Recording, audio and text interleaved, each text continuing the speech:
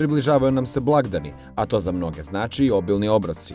Zasigurno će većini blagdanski stolovi biti prepuni raznovrsnih slatkih delicija. Koliko god voljeli slatko, treba pripaziti jer ono krije i neke opasnosti. Zato kolače u ruku i pravac kod Vedrane. Zatekli smo je na radnom mjestu. Savjetuje sportske rekreativce o prehrani.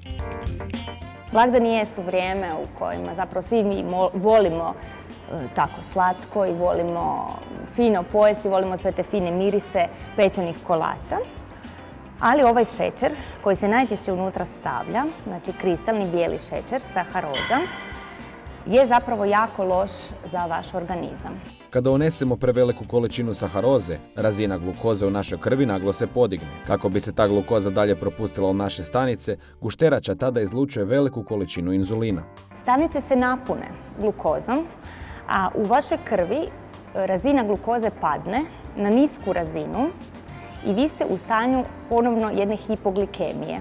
Vaš mozak registrira to kao manjak energije koji je njemu potreban da bi funkcionirao. U tom trenutku vi ponovno osjećate glad i nalazite se u jednom začaranom krugu tih ugljikohidrata i ponovno posežete za jednim kolačem više. Znači, kada vam netko kaže da je ovisan o slatkom, on uopće ne pretjeruje. Što više jedete slatko, to imate i veću potrebu za njim. Tako se kilogrami, a i problemi koji se vežu uz njih, skupljaju. Koliko je to pretjerano? Kolika je normalna doza, koliko je pretjerana? Ovako, više od 10% ukupnog energetskog unosa dnevnog ne bi nikako smio potjecati više od 10% od šećera. S tim da Svjetska zdravstvena organizacija preporučuje 5%, znači negdje 20-25 grama šećera dnevno. U prijevodu smijemo unijeti 5 do 6 žličica šećera dnevno.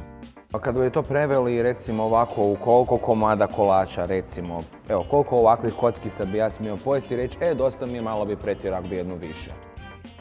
Pa evo, ja vam ne bi preporučila više od 3 ove kockice. To bi bilo malo po vama. Da, da, ali treba se nositi s time. Paziti moramo svi, ali naročito oni koji imaju zdravstvenih problema vezanih uz šećer. Vi možete šećer zamijeniti jednom fruktozom, koja znači ima nizak glikemijski indeks, možete zamijeniti stevijom, koja je također se jako dobro ponaša u procesima pečenja, pa je to preporučljivo za dijabetičare. Šećer nije jedini sastojak kolača na koji trebamo obratiti pozornost. I ostale namirnice trebamo zamijeniti onima zdravijima. Kod izbora recimo brašna koristiti nekakva integralna brašna, zobeno. Kod izbora ulja koristiti što manje margarina, pa onda umjesto margarina koristiti biljna ulja, recimo kokosovo ulje. Evo nas i na kraju ove slatke priče.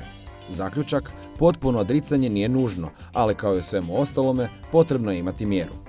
Hvala vam puno, ovi savjeti zlata vrijede, ali evo, ja sam zapamtio vrlo važnu stavku. Rekli ste mi da imam pravo 3 komada, ali ja sam samo jedan. Mogu još? Ćemo još jedan? A može, još jedan, evo ja ću vam se pridružiti, da vam bude lakše. Odlično, odlično. Dobar tek. Također.